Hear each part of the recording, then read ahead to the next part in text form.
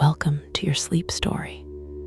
I'm so glad you're here tonight. Whatever this day was, however long it felt, however much it held, it is behind you now. Completely behind you. You made it through. And that is everything. So let's begin. Before I take you anywhere tonight, I want to count you down from 10 to 1.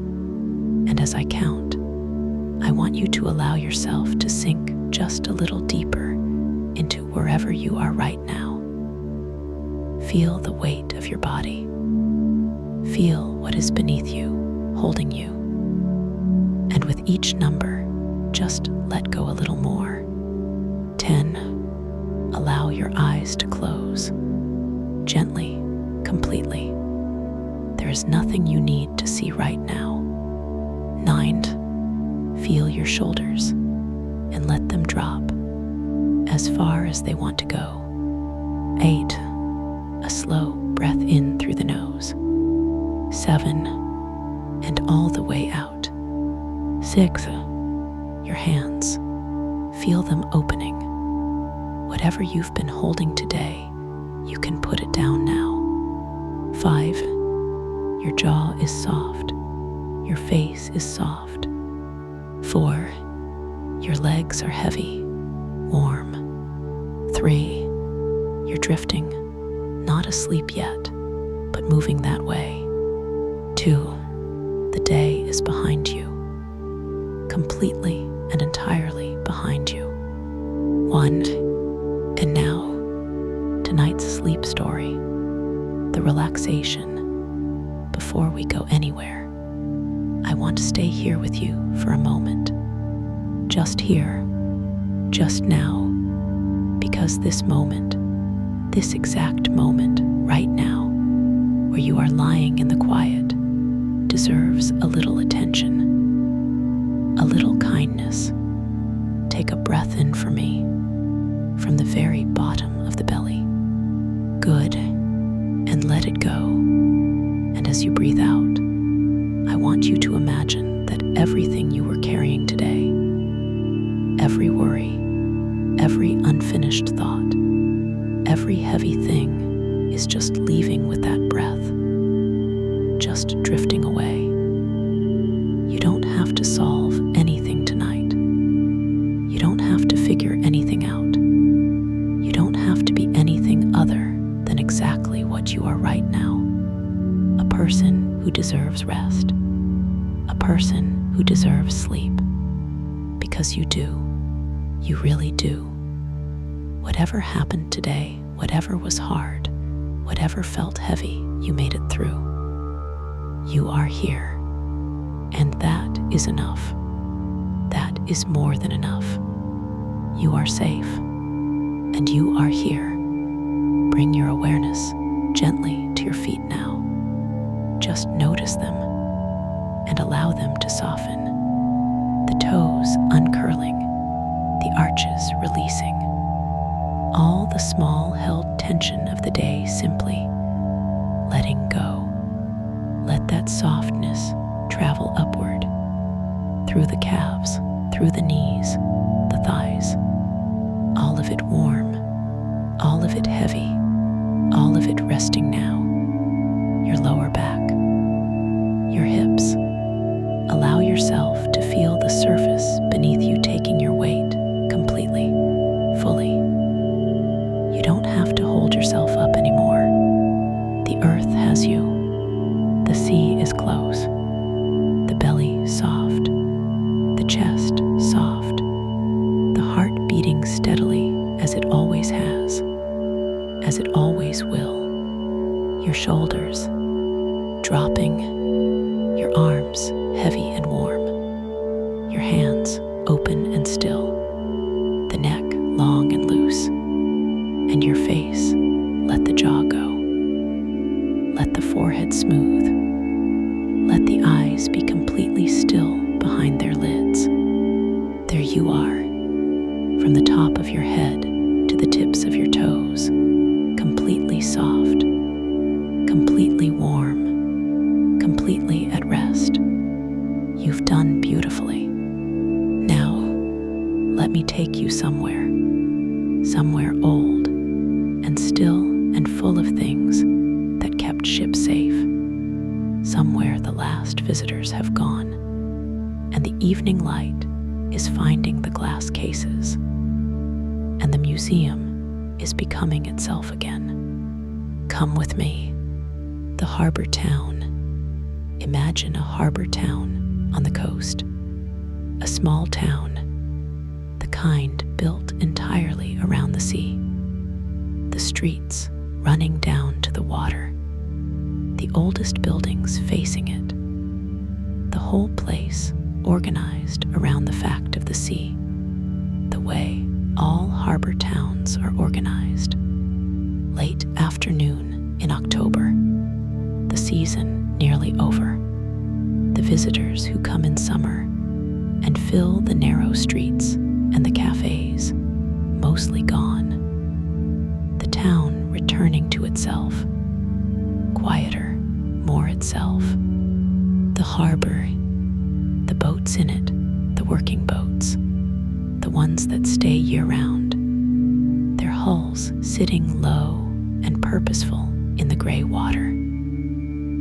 A few pleasure craft still here, their owners reluctant to haul them out, taking the last of the sailing season. And above the harbor, on the low headland at the harbor's south edge, the lighthouse, white, old, its tower short by some lighthouse standards. This harbor needed a light, but not a tall one. The coast here not requiring the great height of some. A compact lighthouse, a working lighthouse, built in 1854 and still standing in the way of things built with limestone and care. The museum sign at its base, white letters on dark wood, Lighthouse Heritage Museum, open daily 10 a.m., 5 p.m. The clock above the harbor says 4:45. You walk toward it, the museum building, the lighthouse and its attached cottage form the museum. The cottage where the keepers lived, 2 stories, its windows deep set in the thick walls, its roof the slate of this coast, dark and slightly mossy at the eaves. The door, old oak, its surface weathered, a brass knocker in the shape of an anchor, slightly green with age.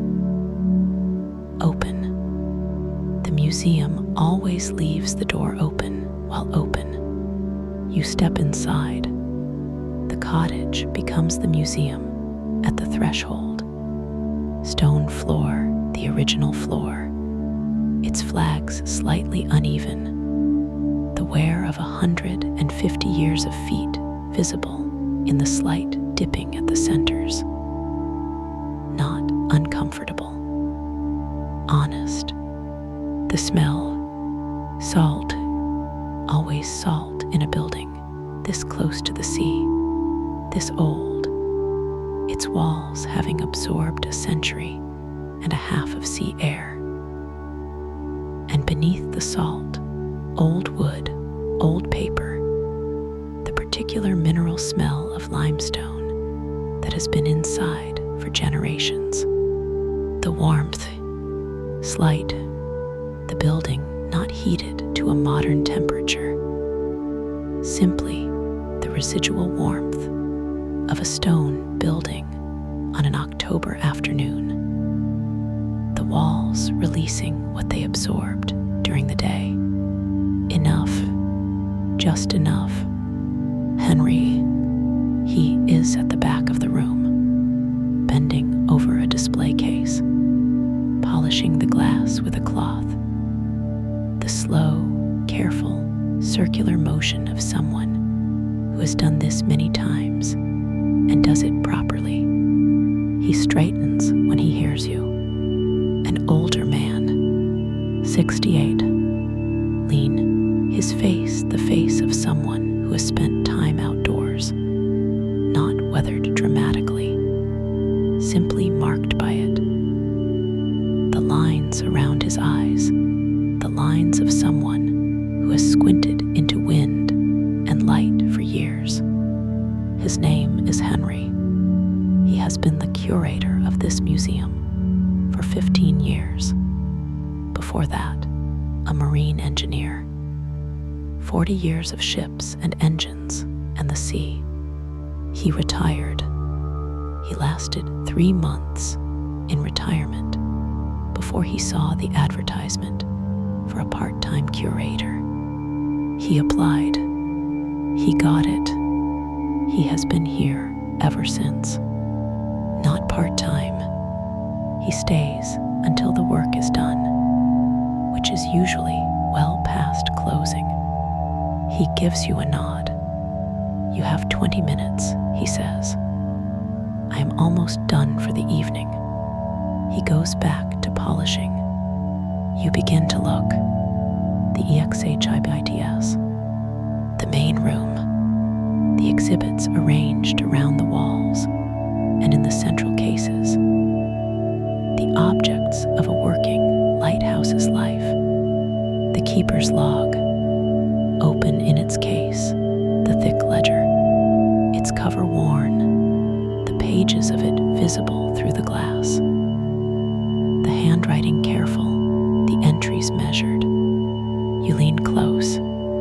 September 3rd, 1901. Wind NNE, moderate to fresh. Sea moderate. Visibility good. Light in operation from dusk. No incidents. Lens cleaned and polished. Mechanism wound and oiled. All equipment in satisfactory condition. A man sat somewhere in this building. On that September evening in 1901, he made his rounds. He climbed his tower. He cleaned his lens. He wrote his entry. And he slept, and the light kept turning. The lamps in the case on the opposite wall, the oil lamps that preceded the electric light, their brass worn to a warm shine, the glass of their chimneys clear, the wick-trimming scissors beside them, still sharp, the filling can with its long spout for reaching into the lamp without spilling, tools of extraordinary care, because an oil lamp that is not maintained fails, and a lighthouse that fails kills people. Every tool maintained, every procedure followed, because the work required it. The Fresnel lens section, a dedicated room, at the back of the cottage, through a low doorway. The original lens, or part of it, the full lens was enormous, the full assembly too large to preserve intact, but a section of it. 6 of the glass panels in their brass frame, still together, set on a plinth at the center of the small room. The glass, pale green, the green of old optical glass, before modern manufacturing made glass colorless. Each panel ground to the precise curvature of the Fresnel design, the surfaces polished to a clarity that still holds after 150 years. You look through one panel, the room beyond it distorted, enlarged, the image shifted by the curved glass. This is what the light did, passed through this glass, and was bent and gathered, and projected outward in the beam that ships followed to safety. The physics of it, light entering, being bent, exiting concentrated, simple, profound, the lens doing one thing, one very important thing, and doing it every night for 90 years until the automated LED system replaced it. Henry enters the room. He looks at the lens panels. He looks at them every day. He will look at them tomorrow. He never tires of looking at them. Henry's story. He tells you eventually. Not unprompted, you ask. He was on ships for 40 years. Container ships mostly. The big ones. The ones that cross oceans. He was chief engineer on several of them at the end of his career.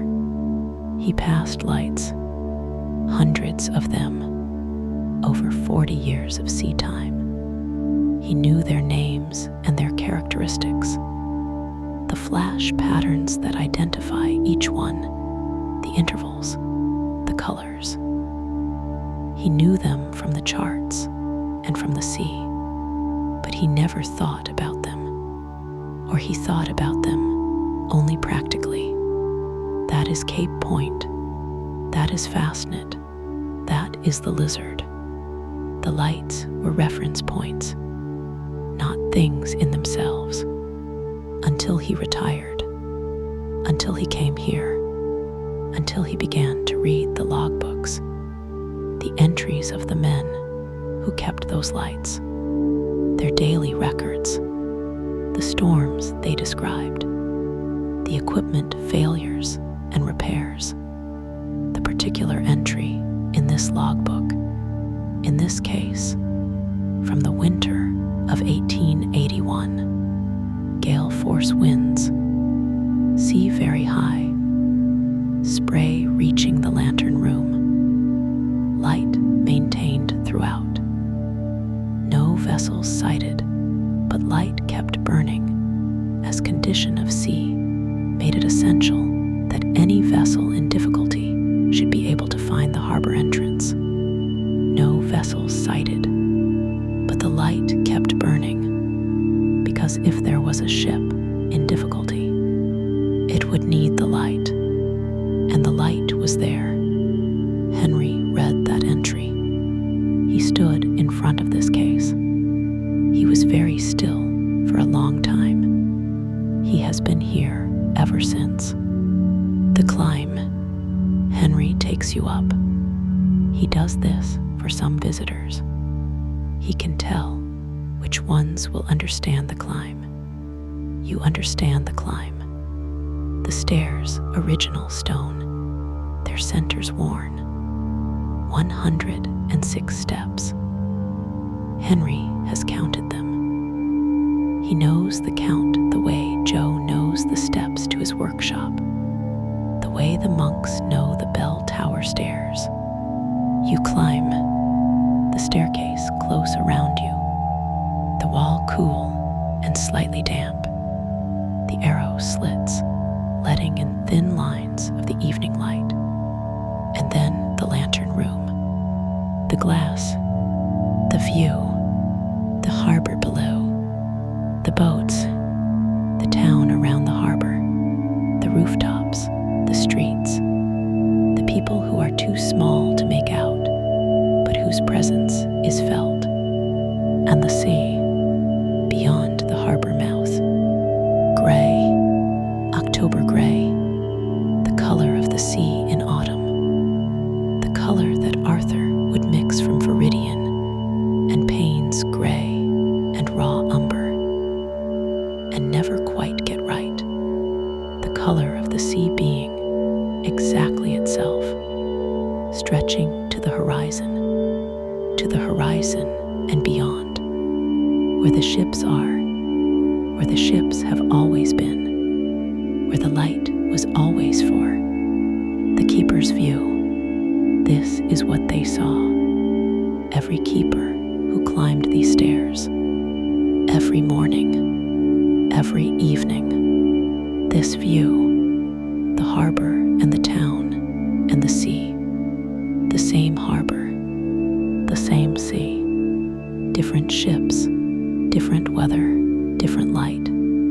But always this. The keeper's view. beside you. He does not say anything. There is nothing to say. The view says it. The particular quality of standing here, where they stood, seeing what they saw, understanding for a moment what the work was. This says everything. The ships out there, the light here, the connection between them, the keeper in the middle, keeping it back down. You come down 106 steps, the worn centers of each one. Henry behind you. In the main room, the early evening light through the small windows is warm now. The sun nearly down. The light coming from low in the west at a slight angle through the deep-set windows and falling on the cases at a low angle. The brass of the oil lamps catching it. The logbook page lit in it. The glass of the lens panels in the back room, just visible from here, catching the last of it. Henry puts the kettle on. In the small kitchen at the back, the kettle is old. The mugs are old. The tea is strong. He brings it without asking. You both know this is how these evenings end.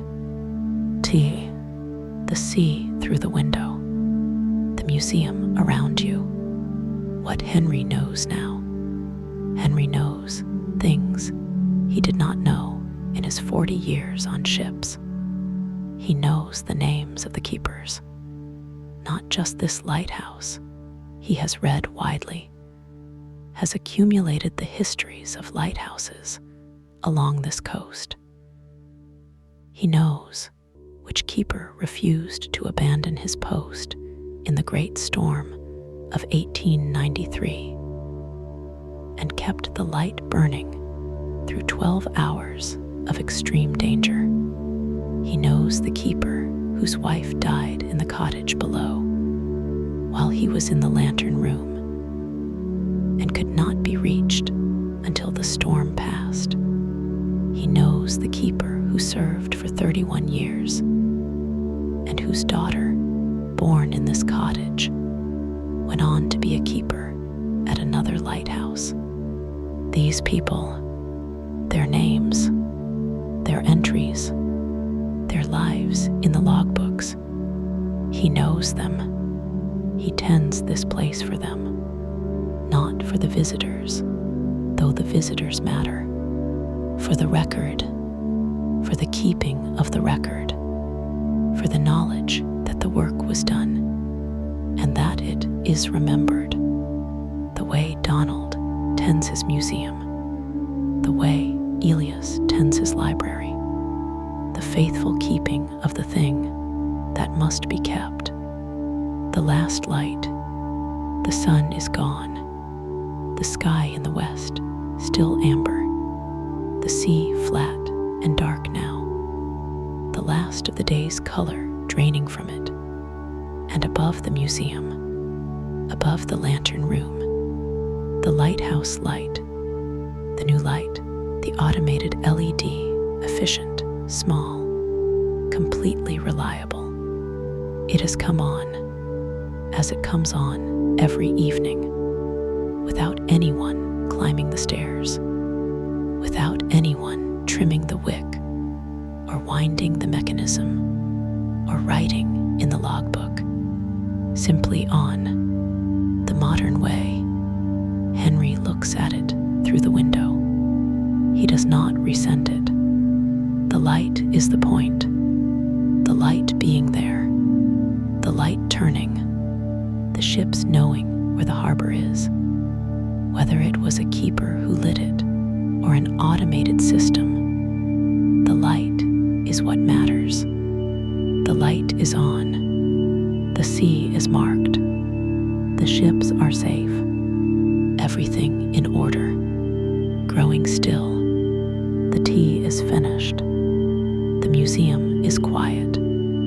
Henry will close soon. The logbooks in their cases, the lens panels in their room, the oil lamps in their case, the kettle cooling in the kitchen. If thoughts are arriving, and they probably are, that is what minds do. They are not staying long. They come, you notice them. They go, like the ships that passed this light, present, and then past the harbor mouth, and then the open sea, and then gone. You don't need to hold any of them. Just the museum, just the sea through the window, just the light above, turning now in the dark, just the logbook with its entry, September 3rd, 1901, all equipment in satisfactory condition. Peace lives in this building, in the logbooks and the lens, and the oil lamps in Henry's. 15 years of keeping the record. Tonight it is yours. Good night. You are doing so beautifully. The day is done. You came to the museum this evening. You read the entries. You stood before the lens panels and looked through the old glass. You climbed the 106 steps. You saw the sea from the keeper's view. You drank the tea Henry made. The museum received you. As places of faithful work always receive those who come with open hearts, with the logbooks and the lens and the strong tea and the view from the top of the tower. Carry it with you on the days when the work is invisible and the effort is not seen. On the days when you wonder if what you do matters, remember the keeper. September 3rd, 1901. No incident. All equipment in satisfactory condition. He climbed the stairs. He cleaned the lens. He wound the mechanism. He went to bed, and the ships were safe. No one knew. No one needed to know. The work was done. That was enough. You know the way here now. But tonight, you are already here.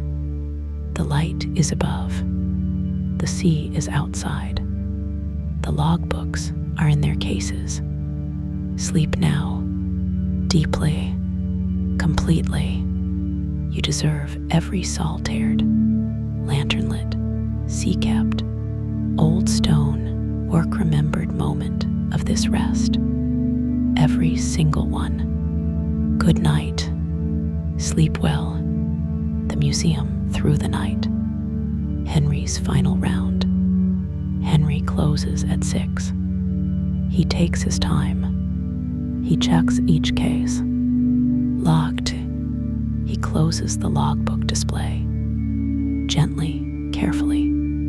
The pages protected from overnight air.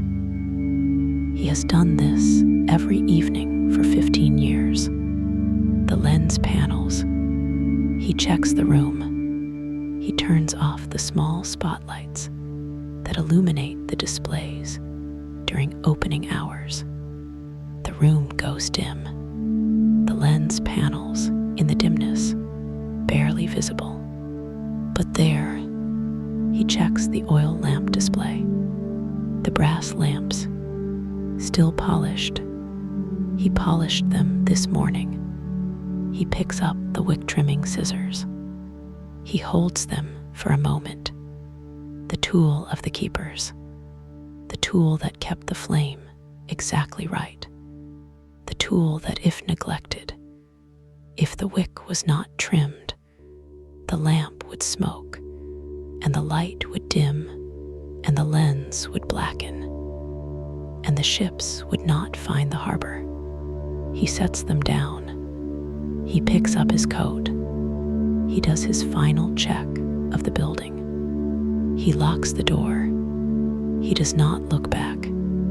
He never looks back. The museum is fine. It is always fine. He drives home. The logbook at night.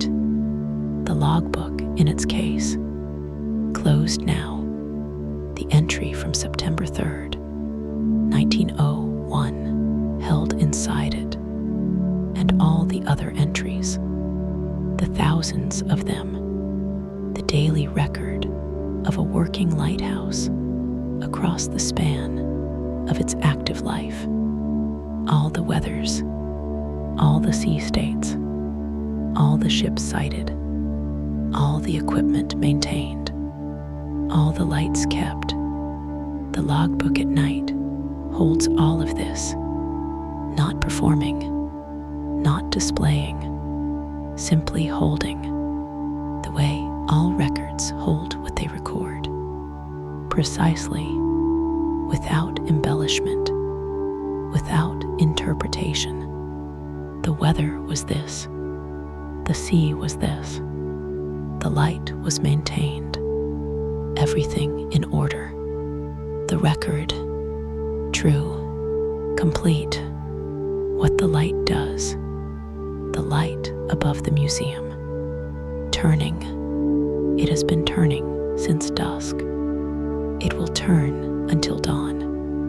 The automated mechanism maintaining the rotation. The LED burning at its set intensity. The pattern of flashes encoding the lighthouse's identity. This light, this harbor, this location, in the language that every navigator in these waters knows. Ships out there, in the dark, using it, not thinking about it, not knowing Henry's name, not knowing the logbooks, not knowing the lens panels, or the wick trimming scissors, or the entry from 1901. They know only the flash, the pattern, the location it tells them. And it is enough. It is more than enough. The light doing its single job, the same job it has done since 1854. Just the light, turning. The entry Henry returns to. He does not always look at the same entry. There are hundreds. Sometimes it is the 1881 gale. Sometimes it is the winter of 1962 when the electric system failed and the keeper reverted to the oil lamp without hesitation, kept the light burning through 2 days of mechanical failure. Sometimes it is the entry that simply says, light fog, light maintained, visited by a seal on the rocks below. He returns to this one too. The keeper, writing in his careful hand, nodding the routine, and then nodding, not as an important observation, not as anything remarkable, simply as part of the record of the day. The seal, a seal on the rocks. The keeper saw it. He wrote it down because it was part of the day, part of being here, on this coast, in this work, the sea bringing its creatures to the rocks below, the keeper watching, the work continuing, a seal, and then the entry is done. Henry has thought about that entry many times. The keeper's eye on the sea, not only watching for ships, watching everything, the whole coast, alive to it, a seal, the sea tonight, beyond the harbor mouth, the October sea, cold, the surface of it raised by the slight northeast wind, not rough, not dangerous, textured, moving, the lighthouse beam finding it every few seconds, the beam sweeping the surface, each pass briefly illuminating a moving field of small waves, lit and dark, lit and dark, the sea appearing and disappearing in the rhythm of the light, the same sea that has always been here, that the keepers watched, that Henry watches, that Arthur would paint, that Seamus understands, the sea not caring about any of this, simply being what it is, moving, cold, October, vast, and the light above turning, saying what it has always said, here, I am here, come no closer, you are safe. The morning, Henry arrives at 9:30. He unlocks the door, the same lock, the same key. He goes to the logbook case first. Always the logbook case first. He opens it. He turns to the display page. September 3rd, 1901. All equipment in satisfactory condition. He looks at it for a moment. He always looks at it for a moment. Then he turns on the display lights. The oil lamps in their case begin to glow in the warm light. The lens panels in the back room catch the morning light. The brass brightens. The museum comes alive. He puts the kettle on. He makes his tea. He looks out the window at the sea. The sea this morning, gray, the harbor quiet still, the boats at their moorings, the lighthouse above, its light off now, turned off at dawn by the automated system, but the lighthouse still there, as it has always been there, as it will be. He drinks his tea. He waits for the first visitor. The door is open. The museum is locked. The logbooks are in their cases. The lens panels are in their room. The oil lamps are polished. The wick trimming scissors are on their shelf. The lighthouse is above. Turning, the sea is beyond the harbor. The ships are out there. Henry has gone home. The keeper from 1901 is in his entry. All equipment in satisfactory condition. The keeper who saw the seal on the rocks. The keeper in the 1881 gale. The light kept burning. All of them here, in the cases, in the entries, in the record, and you are sleeping deeply, completely, peacefully in the Lighthouse Museum, by the harbor, with the sea outside and the light above, turning in the dark as it has always turned, for the ships, for the harbor, for anyone who needs it. This is exactly where you should be. This is exactly what you deserve. Every salt-haired, lantern-lit, sea-capped, old stone, work-remembered moment. Every single one. You are safe. You are held. You are at peace. Good night, dear friend. Sleep well. Sleep deeply. Good night.